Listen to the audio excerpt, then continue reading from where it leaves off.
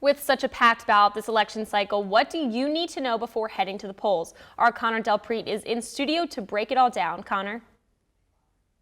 Thanks, Caroline. The election climate could be drastically different when the candidates arrive in North Carolina, as over 20 states will hold their primaries between now and March 15th. Two of these states include South Carolina and Nevada, both of which will be holding an election this Saturday.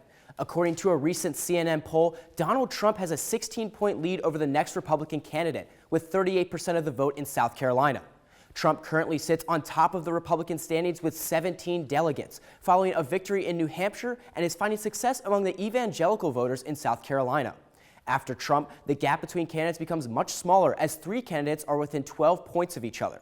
Texas Senator Ted Cruz is sitting in second place with 22% of the votes in the same CNN poll, followed by Florida Senator Marco Rubio, who is endorsed by South Carolina Governor Nikki Haley at 14% and former Florida Governor Jeb Bush at 10%. Cruz's popularity has grown rapidly in South Carolina over the past 5 months, increasing nearly 20 points from October. Cruz comes in second behind Trump for nearly every category in the poll, but does have the most support in social issues, such as abortion and same-sex marriage.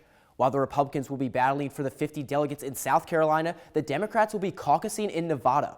In a separate CNN poll released yesterday, former Secretary of State Hillary Clinton holds a narrow 1-point lead over Vermont Senator Bernie Sanders. The overall margin between Clinton and Sanders may be small in Nevada, but Clinton has 54% of the women's vote compared to Sanders with only 38%. Clinton currently sits with nearly 470 delegates going into Saturday.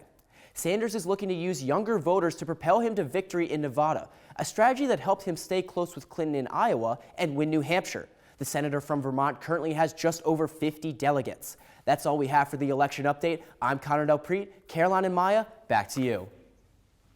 Thanks, Connor. Stick with ELN Local News throughout 2016 for the latest election updates.